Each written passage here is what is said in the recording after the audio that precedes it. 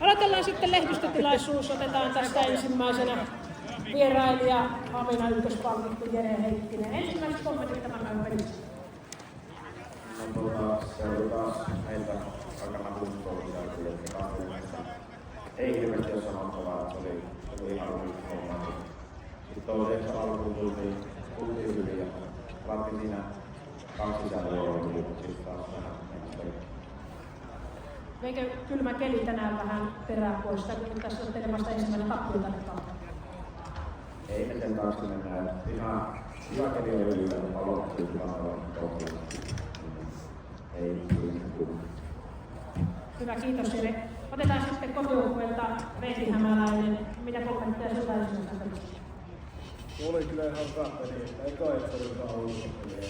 Sitä oli paljon parempi yhdessä. Viineessä on mukava pelata.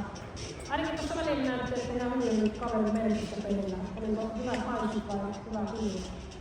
Hyvä kulju. Mahtavaa, kiitos. Jääkääpä ottelemaan tuossa. Sitten lehdistöltä kysymyksiä otetaan sitten pelijohto tänne paikan päälle. Otetaan pelijohtajista ensimmäisenä Haminalta Erik Häkämies. Kommentit tästä pelistä. No joo, itse asiassa on tuli kuijolla. Kyllä selvästi parempi joukkue tänään. Meidän pussitulilla kanssa puolella järjestelmän kentällä, mutta ilman oltiin pelillä sitten toinen jakso.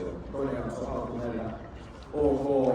Hienosti pelasi kaverin Lukkari, että kuori meidän kyllä täysin ekassa jaksossa. Ja sitten tänään meidän ulkopelit, me ollaan nojattu koko alkukauden pelit, niin ei ollut ihan riittävän tasolla, jolla sitten pystyttiin toinenkin jakso kääntämään. Mutta kuulolla kokonaisuudessa oli parempi ja ansaittu ulkopelit. Onko sitten seuraavan peleihin tästä mukaan, niin ulkopelit tiivyyttä, että se on samalla tasolla kuin alkukaudesta? No ei, kyllä me tuo ulkopelit on tosi hyvä. Sisäpelissä meillä on isoimmat probleemat, niin kuin varmaan kaikilla muillakin. Kiva on se, että molemmat kuljetukset aina sen näin joo. Mahtavaa, kiitos. Jouni, kerro sinä sopivuuteen tämän päivän pelistä.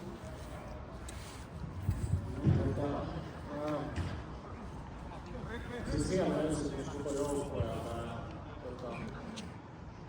ennen kaikkea niin tuolta nuorisokaartelta niin miesten mielestä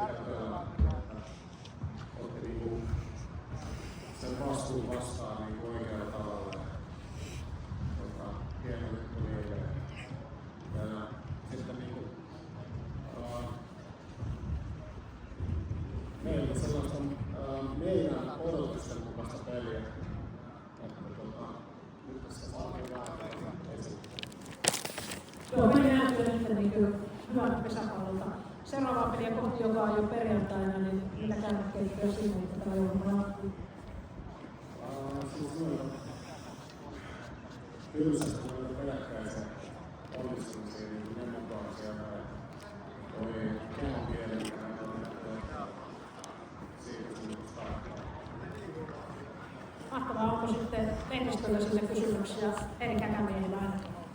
No joo, Erik, mitä nyt olen livenä ja ruudusta mennyt teidän peliä, niin luvalla sanottuna tämä oli kyllä ehkä kauden heikoin, mutta ja kun lähtikin vielä heikosti, niin oliko siinä nyt jotainkin valmistautumisesta tai asenteesta jotain semmoista vikaa, että miksi se lähti näinkin menemään, eikä oikein ojennut sitten kunnolla? No, kehun tuossa on jo vastustaja Lukkari, että kyllä pystyttiin meidän tuolla eka jaksoilla saada jäädään pohjat kolmareiden yli. Se oli kolmannen ekalla jaksolla ja se oli ekalla jaksolla. Sitten parannettiin, että tänään ei ihan kun teillä nyt tuo ykköskärki on aika lailla mistä ailahellut, välillä heikko ja välillä ihan hyvääkin, niin onko siinä jotain semmoista, jolla pitäisi jotain tehdä sen ykköskärjen kanssa? Joo, että tämä voi olla jossain vaiheessa, mutta kyllä me tuotetaan omia eiviä. Harkoissa vaan lyöntejä voille, niin kyllä se on perissäkin sitoissa. Kiitos. Jos ei muita kysymyksiä, jätetään tämä homma tähän ja kaikille oikein turvallista kotimatkaa ja perjantaina tavataan. Kiitos.